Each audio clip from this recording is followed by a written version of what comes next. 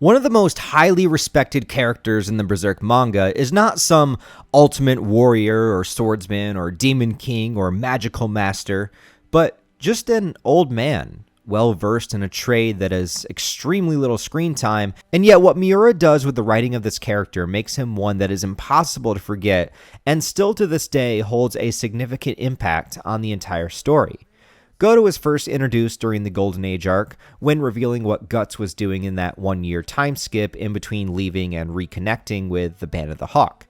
He's shown to be a gruff elderly man with a goddamn epic beard, if I do say so myself, and he's living in a hut in the mountains next to an ore cave that has been said to once have been inhabited by elves. There he lives day to day, crafting some of the most impressive blades the world has ever seen.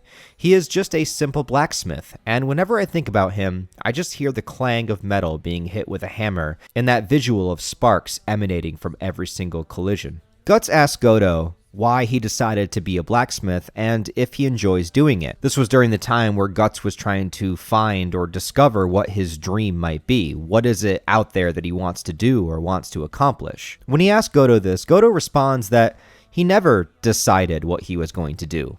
It was a trade that was passed down in his family and something that he has been doing his entire life without putting any thought whether or not he feels anything towards it. He just does it because that's all he knows. And though he has become very good at it, a master blacksmith, and in fact, the man that alone forged the infamous Dragon Slayer, literally the most iconic weapon in the Berserk universe, one that he built at the request of a king for a sword that could slay a dragon. But of course, dragons don't really exist, do they? And no man could wield such a heavy and ridiculously destructive blade, well, until Guts, that is. But Godo's sentiments of not having any feeling about his craft and spending his whole life doing the same task over and over again, it resonated with Guts at that time, him attributing the same feeling to wielding a sword. Since an early age, Guts has had to learn how to fight, he had to learn how to survive, and he had nothing but the sword. Nobody he could trust or rely on other than the blade that was within his hands.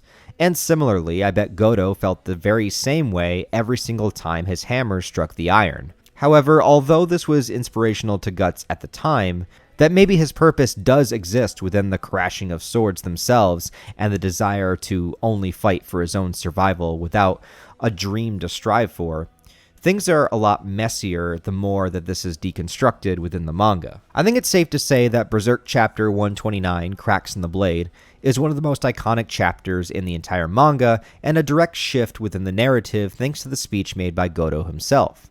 This is when Guts returns to his cabin after 2 years of wandering the lands trying to slay apostles and find the God Hand for revenge. 2 years to create a massive amount of damage to the Dragon Slayer, only meant to reference and symbolize the cracks within Guts himself and how much he has been broken down by this pursuit. What took 2 years seems like 10 years worth of damage to the sword, and just the same, Guts has broken himself down well beyond the years, both physically and especially psychologically. Unable to face his pain and sadness, he threw himself into his hatred and rage, abandoning all he had left for the hope of that revenge. Godo recognizes something that Guts doesn't at the time, that Guts still had remnants of those he cared about and loved. He had Ricker, whom did manage to progress and become an accomplished blacksmith himself. And of course, he had Casca. Perhaps she is not the same now as she was before, but she is still here. She can still be protected, and she can still hold meaning and value to him. She is the fire that keeps his darkness away, and let's talk about what that means, especially from Godo's perspective. Guts was not wrong to attribute his affinity for the sword to Godo's creation of them, but Godo spent his entire life doing this repetitive task, throwing all of himself into the trade, and yet, on his deathbed, that is just about all Godo has. He did not have close relationships with people the way that Guts did. He did not have love and connection. He didn't have his flame. Erica was the closest person Godo had to family, but she was an orphan of the war that he took in and took care of. Perhaps not his biological daughter, but in his final years, Godo at least had somebody that he could protect and provide for, somebody that he could love, someone that cared enough about him that she would make a gravestone for him when he died. But if he had not taken her in, he would have no one. And it was that act of kindness and compassion to take her in that allowed him to have it. As one of his final acts in life, GODO returns to the forge once more, re-strengthening the Dragon Slayer. As he does so, he speaks to Rickert about the significance of the flame, able to restore even the most damaged, dull, and rusted blades. That's what GODO never received, that he is wanting to give to Guts.